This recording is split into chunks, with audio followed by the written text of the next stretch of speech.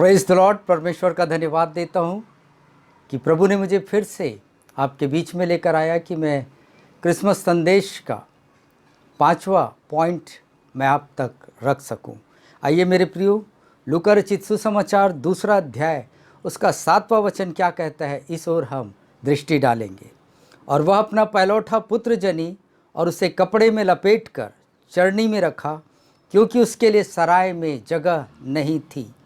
मेरे प्रियो, इस पूरे पद में मैंने सराय में जगह नहीं थी उसे चुना। Means many will not recognise or even a room for your dream.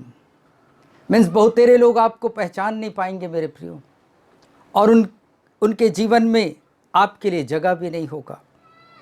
Maryam अपने खूबसूरत स्वप्न को लेकर गर्भवती थी, और वह उस स्वप्न को लेकर, उस स्वप्न को जन्म देने के लिए स्थान से स्थान, होटल से होटल, सराय से सराय वो जा रही थी कि कहीं उसे एक स्थान मिले जहां वो इस बच्चे को जन्म दे।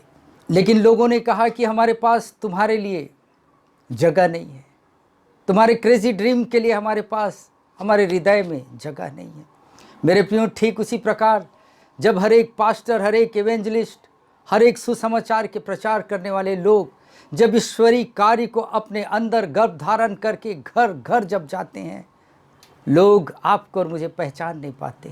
लोग कहते हैं, सॉरी पास्टर जी, सॉरी ब्रदर, आपके इस पागलपन के स्वप्न के लिए हमारे पास, हमारे हृदय में आपके लिए जगह नहीं है।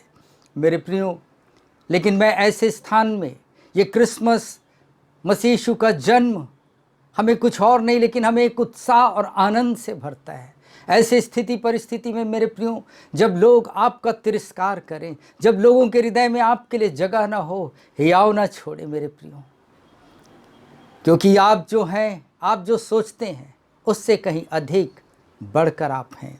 एक दिन मैंने प्रभु से पूछा कि प्रभु, ऐसा क्यों प्रभु कि तू अपने एक लौते बेटे को इस पृथ्वी में जन्म देने के लिए तूने उसके लिए अच्छा स्थान का प्रबंध क्यों नहीं किया?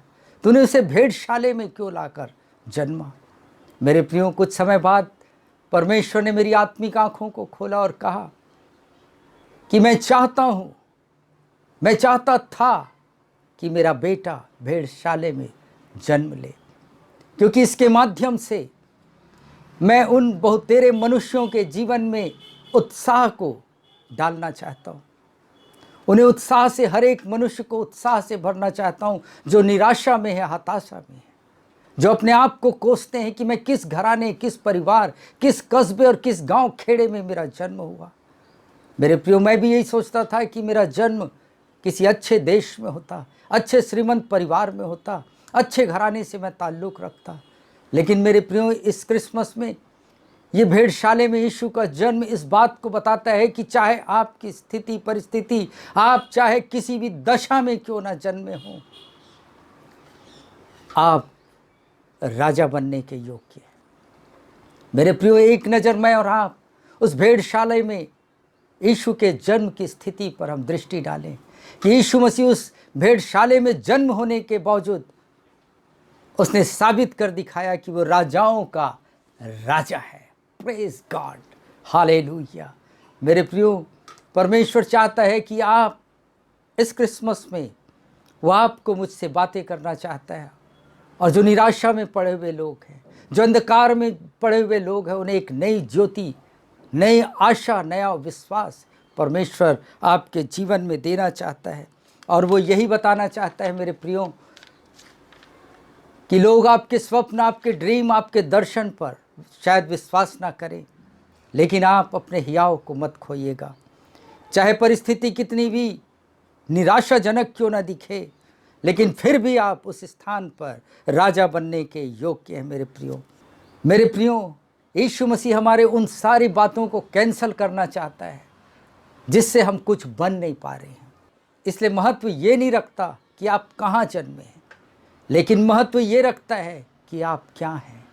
बिलीव मी माई फ्रेंड्स, मेरे प्रिय भाई बहनों, जो आप मेरी आवाज़ को सुन रहे हैं, इस क्रिसमस में मेरी ओर से आपके लिए एक तोहफा है